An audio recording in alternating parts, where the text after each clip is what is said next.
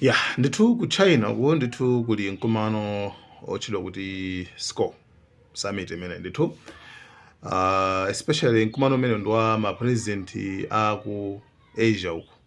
Yeah, ndi kuli China yo choyambira uchita kwa China mkumano uko.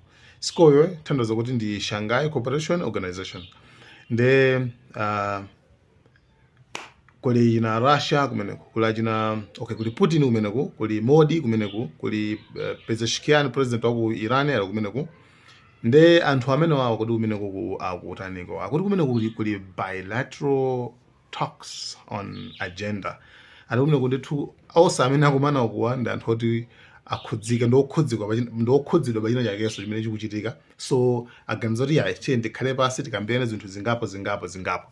Yes, that means we know kuti kukhudziwa kwake ndoti pali nkhondo pamene papa between anthu amene wawa ku Asia ku Middle East, ku Asia uko ndi ku West kwa azunguko.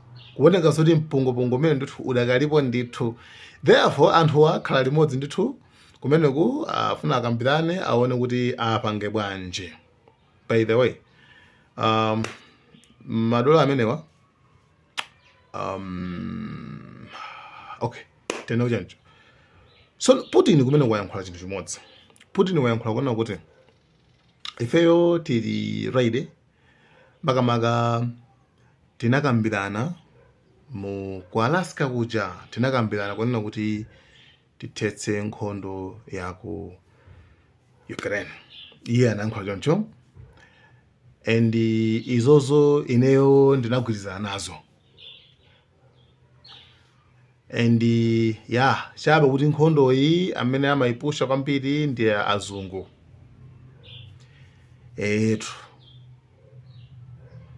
Why Putin ovumira choncho? Putin matrix ake amakhala opsa kwambiri. Kuvomera kumene avomera pakumudzo chifukwa chake. Why Putin apa kuvomera zimenezi? Why zimenezi akuyankhula publicly? Do you know why? Chifukwa kuti Monday lero ndi deadline leroli. Lero Trump wamuze Putin kuti leroli yeyo apeleke yankho lero mveka bwino lokhuzana ndi yeyo ndi kukuma ndi Zelensky ndi kusaina na peace deal. Akapanda kutero ndikuti pachitika zina zakeso. Ndiye Putin paja samaonesa mphamvu like Putin samaonesa ngati kukwiya kwa mmawu kapena kuti kuyuza like kuonesera anga kuti yeah makuti ndipaka Putin sapanga zimenezo. Putin amagwiritsa ntchito ma actions simple. I think amene ndi meaning yeni amati simple in appearance, tough in action. Ndi nkulu amene ujayo akamaoneka mwa simple kono muzochitika very tough kwambiri. Ndi mwina kutheka kuvomera kumene kuvomera pako chifukwa kuti lero ali Monday deadline. Chifukwa lero ali Trump wana kuti mukuyenda mutiuze chimene chingapange. You understand? So kumene kuku akakambirana achina China achina ndani achina Iran ali onse ali kumene kuku ndiye tione kuti kumene kuku afuna akambirane zotani nanga afuna atani kumene kuku. Chifukwa zikuoneka zoti anthuwa diso sakuyang'ana bwino yayi. Akumayang'ana wina aliyense akumagona wina diso lilolani loyang'ana. By the way, tikalowa ku Ukraine, Zelensky walonjeza kuona kuti ali ndi plani yofuna kupanga attack deep mu Russia. Arafuna panga attack kwambiri mu Russia moja. Alipo bwezera yeyo akubwezera chipongwe chimene Russia yachita ku Ukraine powayika anthu 60,000 mu mdima, like kuphwasula nkula icha.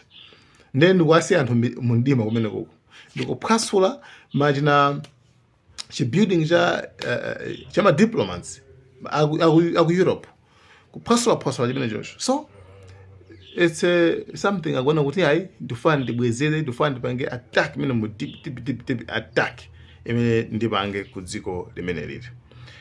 Ndiye yeah, that's it. Tione kuti kumeneko zikhale bwanji. Imeneyo yapita. Kani yomalizira tiyeni tilowe ku Indonesia. Indonesia kuli mademo apamwamwa mademo aja kuti mademo aja. Why anthu akupanga mademo ku Indonesia? Ku Indonesia chifuna kuti pali nyamata wa 21 years old amene ndithu anagundidwa ndi galimoto ya polisi. Like kumuponda like kumugunda ndi kumuponda. Kuti chikhazana lana. Drive over. Kuenda pamwamba pa iyeyo kumugunda muzo akaleso eno. Ndi anthu anakwiya. Osati anakwiya koma anthu akwiya. Kukwiya kuja kuti kukwiya kuja. Mademo akuchitika kopsa ndi mademo aja apeza kuti alumikizanaso ndi kuvuta kwa zinthu za mdzikomo. Like kuvuta kuti ngati ma business economy chani zimene zozo ndezangolumikizana.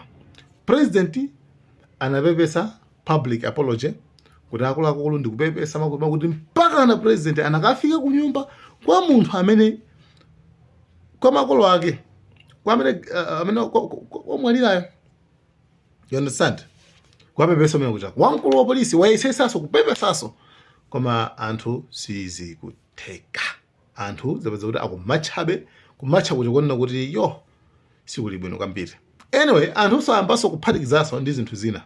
Akuona kuti allowance ya MP ikumagwira ndithu $30,000. Yo. No, house allowance $30,000 MP mmodzi. Akuona kuti akaona minimum wage ya anthu okugwira ntchito amba. Akuona kuti ndi ochepa kopsa.